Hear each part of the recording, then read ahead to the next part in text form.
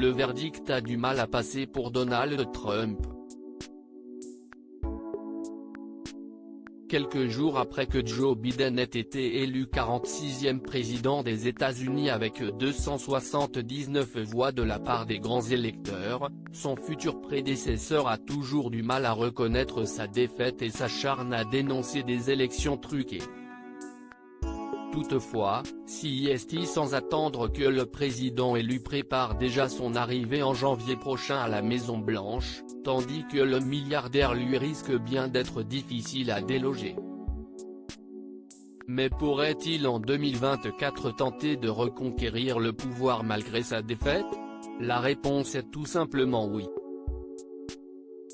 Si en 2024 Donald Trump voulait briguer un second mandat, aucune loi ne l'y empêcherait puisque les présidents des États-Unis ont le droit d'être élus pour 2 mandats de 4 ans, comme le stipule la Constitution, nul ne peut être élu au poste de président plus de 2 fois.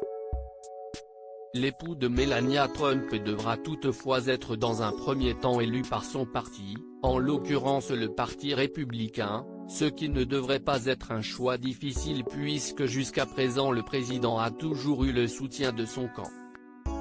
Personne dans le Parti républicain ne peut défier le président Trump lors des primaires.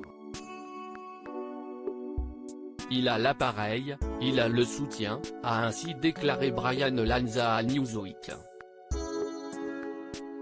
Reste à savoir si d'ici 4 ans, Donald Trump se sentira d'endosser à nouveau ce rôle.